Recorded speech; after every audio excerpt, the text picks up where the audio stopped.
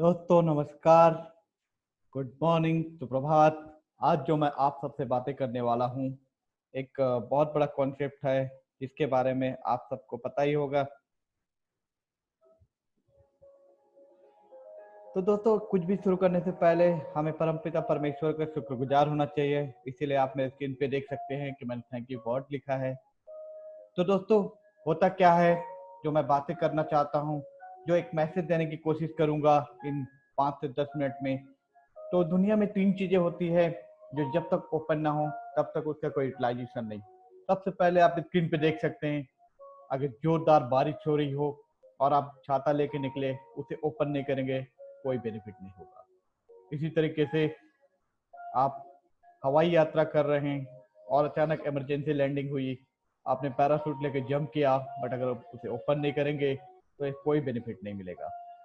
ठीक उसी तरह से आपका माइंड, आपसे जो मैं आने वाले 10-15 मिनट में बात करने वाला हूँ, आप तब तक इसका बेनिफिट गेन नहीं कर सकते जब तक कि आप अपने माइंड को ओपन नहीं रखेंगे। तब तक कोई सिंगल इंफॉर्मेशन आपके माइंड पे नहीं जाने वाली।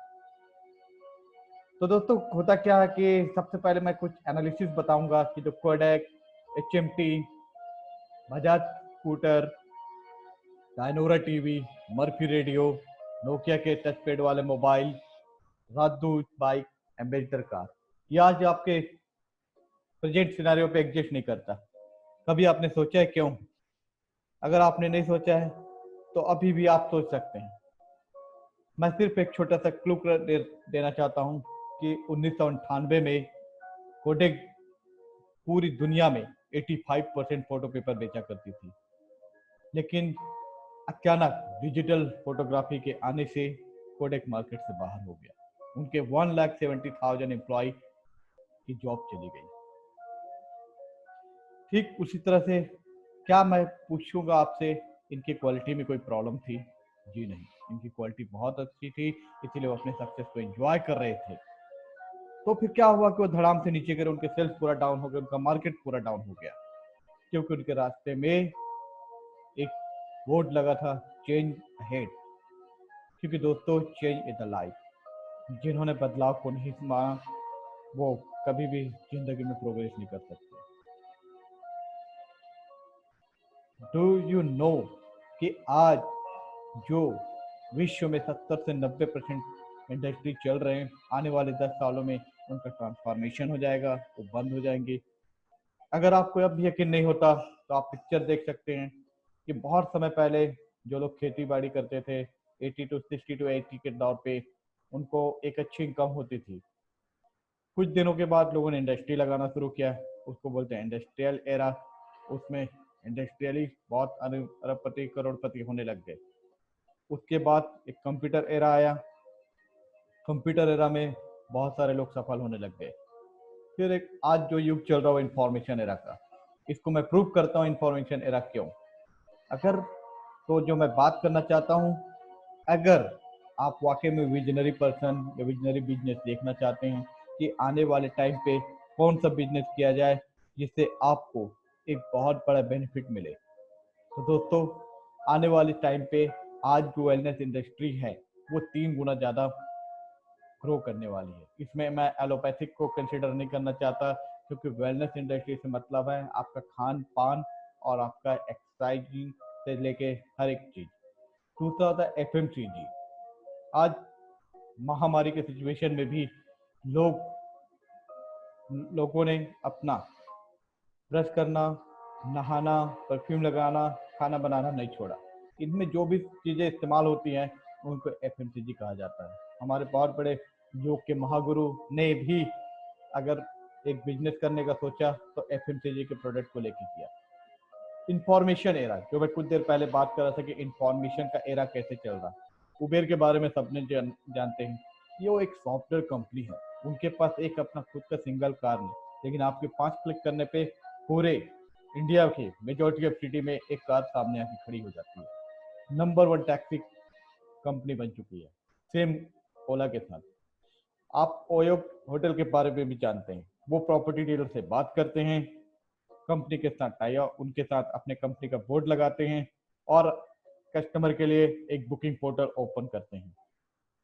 आज वो भी इंडिया में एक नंबर 1 पोजीशन पे बिलोंग करते हैं एज अ होटेलियर। और भी बहुत सारे एग्जांपल है दोस्तों। आईटी बैकग्राउंड के लोग तो इन सब चीजों के साथ इंटरेक्ट करते हैं, नेटफ्लिक्स से लेके MakeMyTrip, naukri.com, LinkedIn, TikTok, WhatsApp, इस सब इंफॉर्मेशन एरा को बहुत ही बेहतरीन तरीके से इस्तेमाल कर रहे हैं। तो आगे जो मैं बात करूंगा वो बिना सपनों के बात नहीं हो सकती, क्योंकि जिन जरूरतें की जिंदगी, अपनी सिर्फ जरूरत रोजमर्रा की जरूरतों को पूरा करने के लिए तो हर इंसान जीता है।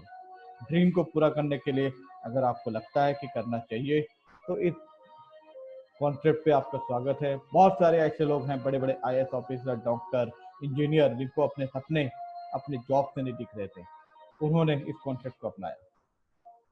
जो बड़े बड़े डॉक्टर, आईएएस ऑफिसर, बड़े बड़े गोवा के चीफ मिनिस्टर के बेटे से लेके हर एक लेवल के बंदों को अगर ये समझ में आया कि जब तक उनका इनकम उनके एक्टिव रहने के ऊपर डिपेंड करेगा, तब तक उनकी इनकम कभी बढ़ नहीं सकती।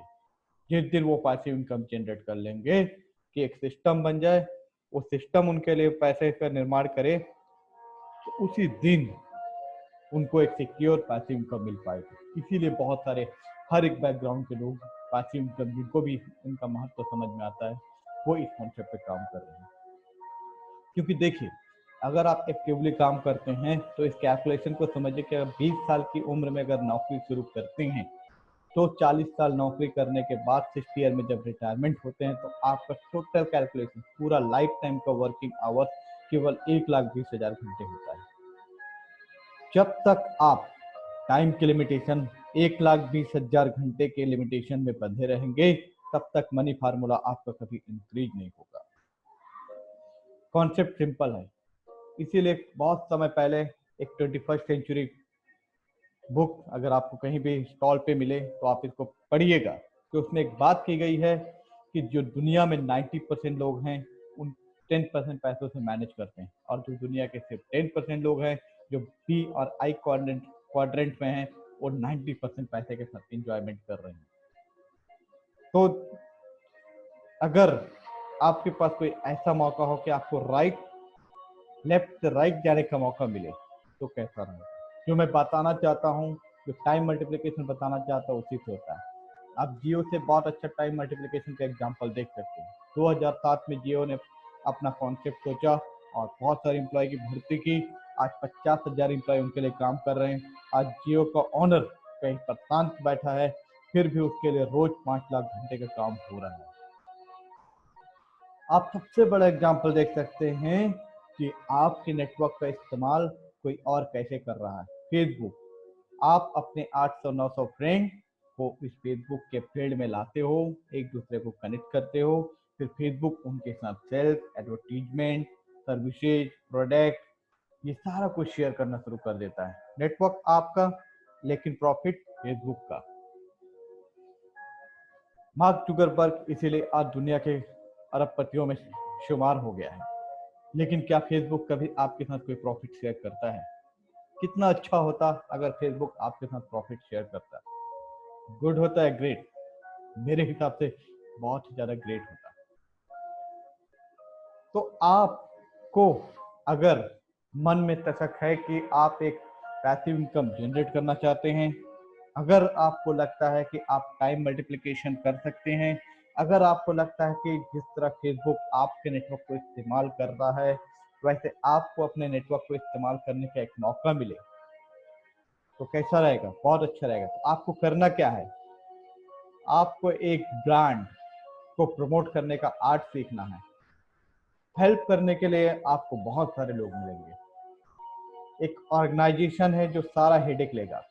गवर्नमेंट के साथ पंगा वो लेगा, दुकान कितनी है उसका हेडेक वो लेगा, अकाउंटिंग वो देखेगा, 11,000 पिन कोड पे डिलीवरी वो देखेगा, और भी जो जो गवर्नमेंट कर सकता है वो सारा कुछ करेगा। फिर एक यूनिवर्सिटी है जिसमें आपको सीखने का मौका मिलेगा। वहां से आपको ट्रेनिंग मिलेगी, मोटिवेशन मिलेगा, सक्सेस मिलेगी, डायरेक्शन मिलेगा, कोचिंग मिलेगी, सपोर्ट मिलेगा, गोल मिलेगा। अभी भी आपको अगर समझ में नहीं आता, आज 55 से 65% मध्यम वर्गीय परिवार में रहने वाले लोगों के अकाउंट में सेविंग के नाम पे मात्र 15 से 25 हजार होती है। ऐसे में समस्या महंगाई नहीं होती, समस्या है आपकी कमाई। यदि आपके पास एक से ज्यादा माध्यम होता तो कोविड-19 क्या, कोई महामारी क्या, कोई बड़ा कोलैप्स होने के बाद भी आपकी इनकम नहीं रुकती। जब तक आप एक सिंगल पिलर के इनकम पे डिपेंडेंट रहेंगे, तब तक आपको ये चीजें दिक्कतें होती रहेगी, क्योंकि एक टेबल टूटा पूरा टेबल कोलैप्स कर जाएगा। लेकिन आप इस 4 पिलर वाले टेबल को देखिए कि ये एक के टूटने पर भी पूरी तरह कोलैप्स नहीं करेगा। दोस्तों, सबसे बड़ी बात सिक्योरिटी की बात। बहुत लोग कहते हैं सिक्योरिटी क्या होता है, हमें क्या जरूरत है इसकी। तो आज रात सोने से पहले एक छोटा सा डेमो कीजिए। जब आपका परिवार सो रहा हो तो आप 2-4 कदम पीछे जाइए और परिवार को देखिए वो कितने सुकून से सो रहे हैं, क्योंकि उनको पता है कि एक आदमी है जो उनके लिए दिन रात मेहनत करता है, उनकी जरूरतों को, उनकी स्कूलिंग, उनके लाइफ स्टाइल को मेंटेन करता है। अब एक मिनट के लिए सोचिए, भगवान न करे किसी के साथ ऐसा हो। मैं हर एक बंदे के लंबी उम्र की प्रार्थना करता हूँ, लेकिन अनहोनी को कोई टाल नहीं सकता। और ऐसे हुआ कि वो बंदा इस दुनिया में ना रहा, फिर क्या इस परिवार का लाइफ स्टाइल, बच्चों का एजुकेशन सेम रहने वाला है? अगर आपका जवाब ना में है तो दोस्तों आपको इस चीज को देखनी चाहिए, आपको कांटेक्ट करना चाहिए।